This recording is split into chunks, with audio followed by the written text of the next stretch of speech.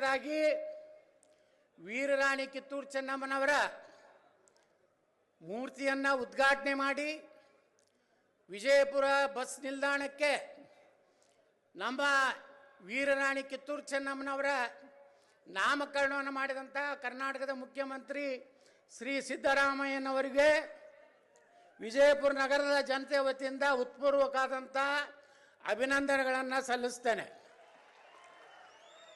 ಅದಕ್ಕಾಗಿ ವಿಶೇಷ ಪ್ರಯತ್ನ ಮಾಡಿದಂಥ ನಮ್ಮ ಜಿಲ್ಲೆಯ ಉಸ್ತುವಾರಿ ಸಚಿವರಾದಂಥ ಡಾಕ್ಟರ್ ಎಂ ಬಿ ಪಾಟೀಲ್ರಿಗೆ ಮತ್ತು ನಮ್ಮ ಸಾರಿಗೆ ಸಚಿವರಾದಂಥ ಶ್ರೀ ರಾಮಲಿಂಗಾರೆಡ್ಡಿ ಅವರಿಗೆ ನಾನು ವಿಜಯಪುರ ಜಿಲ್ಲೆಯ ಜನತೆ ಪರವಾಗಿ ಹೃತ್ಪೂರ್ವಕವಾದಂಥ ಕೃತಜ್ಞತೆಗಳನ್ನು ಈ ಸಂದರ್ಭದಲ್ಲಿ ಸಲ್ಲಿಸ್ತೇನೆ.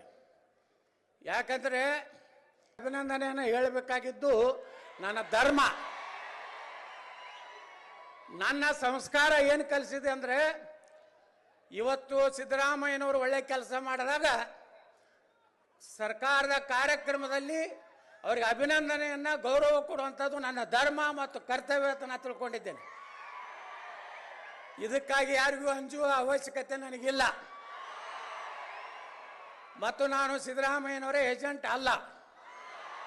ಕೆಲವೊಂದು ಮಂದಿ ಹೊಯ್ಕೋತಾರೆ ನನ್ನ ಮ್ಯಾಗ ಸಿದ್ದರಾಮಯ್ಯ ಏಜೆಂಟ್ ಅಂತ. ನಾ ಎಂದೂ ಅವ್ರ ಬಳಿ ಹೋಗಿಲ್ಲ ಮುಖ್ಯಮಂತ್ರಿಗಳ ಬಳಿ.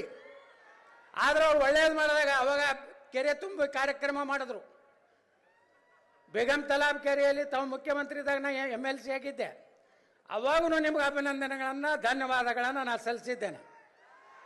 ಇವತ್ತಿಗೂ ವಿಜಯಪುರದಲ್ಲಿ ಅಕ್ಕ ಮಹಾದೇವಿ ಯೂನಿವರ್ಸಿಟಿ ಹೆಸರಿಟ್ಟಂಥ ನಿಮಗೆ ಎಂ ಬಿ ಪಾಟೀಲ್ರಿಗೆ ಬಸ್ ಸ್ಟ್ಯಾಂಡಿಗೆ ಚೆನ್ನಮ್ಮನ ಮೂರ್ತಿ ಕೊಟ್ಟು ಅಲ್ಲಿ ಜಾಗ ಕೊಡಿಸಿದಂಥ ನಿಮಗೆ ಎಂ ಬಿ ಪಾಟೀಲ್ರಿಗೆ ರಾಮಲಿಂಗಾರೆಡ್ಡಿಗೆ ಅಭಿನಂದನೆಗಳು. ಇದಕ್ಕೇನು ರೊಕ್ಕ ರೂಪಾಯಿ ಬೇಕಾಗುದಿಲ್ಲ. ಇದಕ್ಕೇನದು ಪುಕ್ಸಟ್ ಧನ್ಯವಾದ ಹೇಳೋಕ್ಕೇನು ರೊಕ್ಕ ಬೇಕಾ? ಅದ್ರ ಜೊತೆಗೆ ಇವತ್ತು ವೀರರಾಣಿ ಕಿತ್ತೂರು ಚೆನ್ನಮ್ಮನವರ ಬಗ್ಗೆ, ಅವರ ಇತಿಹಾಸದ ಬಗ್ಗೆ ನಮ್ಮ ಜಿಲ್ಲಾ ಉಸ್ತುವಾರಿ ಸಚಿವರು ಹೇಳಿದ್ದಾರೆ. ನಾ ಹೆಚ್ಚು ವಿವರಣೆಗೆ ಹೋಗುವುದಿಲ್ಲ. ಆದರೆ ಇನ್ನೊಂದು ವಿಚಾರವನ್ನು ನಿಮ್ಗೆ ಹೇಳಬೇಕು. ಇಲ್ಲಿ ಸಂಗೊಳ್ಳಿ ರಾಯಣ್ಣನ ಪೂರ್ವಜರು ಬಿಜಾಪುರ ಜಿಲ್ಲೆ ಅವರೇ. ಇದೇ ಅತರ್ಗಾತೆಯನ್ನು ಕರಿತೀವಿ. ಅತ್ತರ್ಕಿಯವರು ಅವ್ರ ಪೂರ್ವಜರು.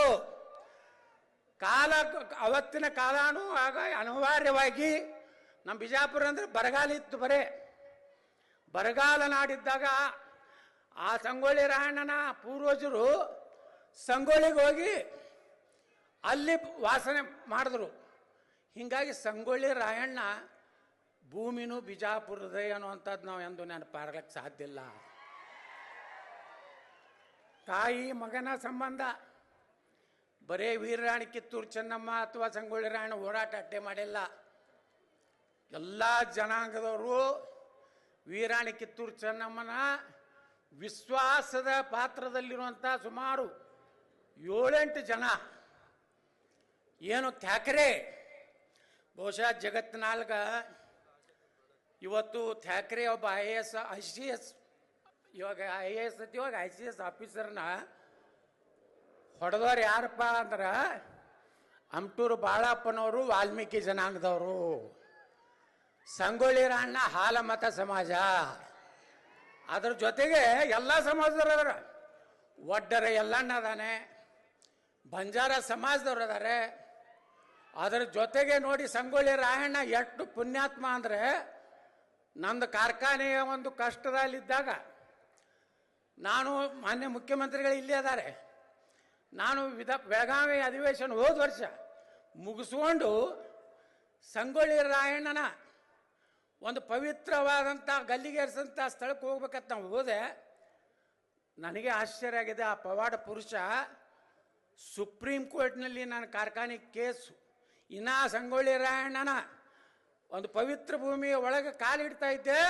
ಸುಪ್ರೀಂ ಕೋರ್ಟ್ನಲ್ಲಿ ನಾ ಗೆಲ್ಲುವಂಥ ಒಂದು ಆದೇಶ ಆಯಿತು. ನಾನು ಮಹದೇವಪ್ಪ ಸಾಹೇಬ್ರಿನಾಗಿ ಮಾತಾಡ್ತಾ ಇದ್ದೀವಿ. ಈ ಒಂದಿನ ಹೋರಾಟಗಾರರು ಸ್ವಾರ್ಥಕ್ಕಾಗಿ ಎಂದು ಹೋರಾಟ ಮಾಡಲಿಲ್ಲ, ಕುರ್ಚಿಗಾಗಿ ಹೋರಾಟ ಮಾಡಲಿಲ್ಲ.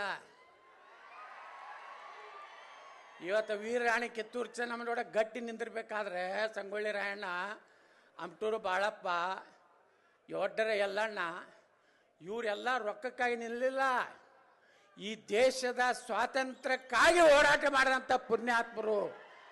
ನಾವು ಬರೀ ವೀರರಾಣಿ ಕಿತ್ತೂರು ಚೆನ್ನಮ್ಮ ಒಂದು ಜಾತಿಗೆ ಹೋಲಿಸ್ತೀವಿ ಅಲ್ಲ.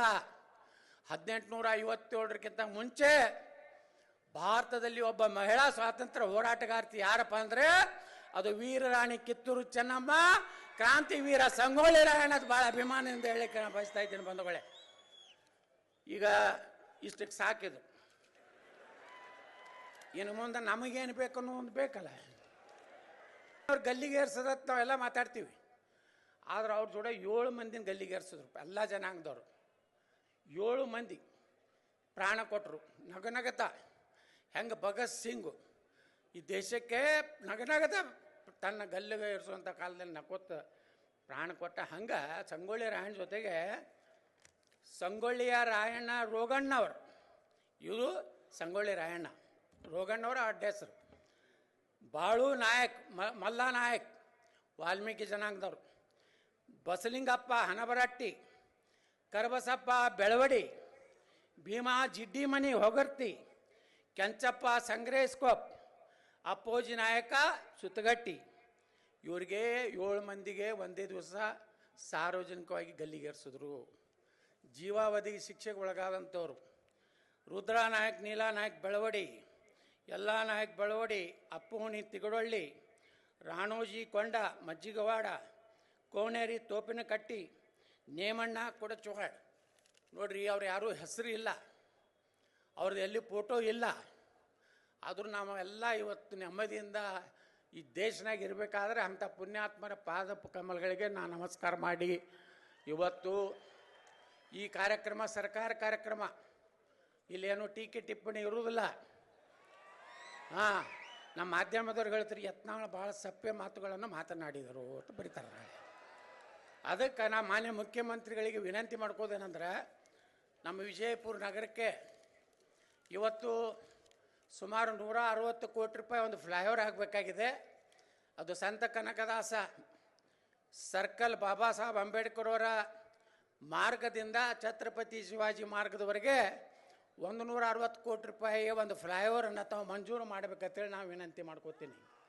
ಅದರ ಜೊತೆಗೆ ನಾನು ಇನ್ನೊಂದು 32 ಕೋಟಿ ರೂಪಾಯಿ ಮಾನ್ಯ ವಿಧಾನಸಭೆಯಲ್ಲಿ ನಾನು ವಿನಂತಿ ಮಾಡ್ಕೊಂಡೇನೆ. ಜೋರಾಪುರ ಪೇಟೆಯಲ್ಲಿ ಏನು ಪರಿಹಾರ ಕೊಡಬೇಕಾಗಿದ್ದು ಕೊಟ್ಟರೆ, ಈ ಬಾಬಾ ಸಾಹೇಬ್ ಅಂಬೇಡ್ಕರ್ ಅವ್ರ ಮಗ ಭಾಳ ದೊಡ್ಡದಾದಂಥ ಒಂದು ರಸ್ತೆ, ಅದಕ್ಕೆ ಜನರಿಗೆ ಪರಿಹಾರ ಕೊಡಬೇಕಂತೇಳಿ ನಾನು ಈಗಾಗಲೇ ಮಾನ್ಯ ಸುರೇಶ್ ಅವ್ರಿಗೆ ವಿನಂತಿ ಮಾಡ್ಕೊಂಡಿದ್ದೇನೆ.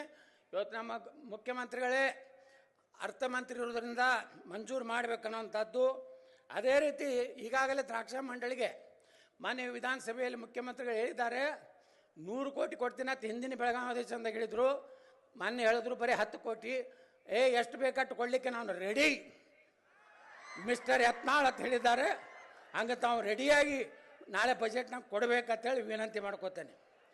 ಅದೇ ರೀತಿ ಇಷ್ಟು ನನ್ನ ಬೇಡಿಕೆ ಹೆಚ್ಚಿಗೆ ಬೇಡಿಕೆ ಬಳಕ ನಾನು ಹುಚ್ಚಲ್ಲ, ತಮಗೆ ಅಭಿನಂದನೆ ಸಲ್ಲಿಸಿ ನಿಮಗೂ ಹೆಚ್ಚು ಚಪ್ಪಾಳೆ ಹೊಡೆಯೋದಕ್ಕೆ ಅಭಿನಂದನೆ ಸಲ್ಲಿಸಿ ನಾನು 2 ಮಾತು ಮುಗಿಸ್ತೀನಿ. ಕಾರ್ಯಕ್ರಮದ ಘನ ಅಧ್ಯಕ್ಷತೆಯನ್ನು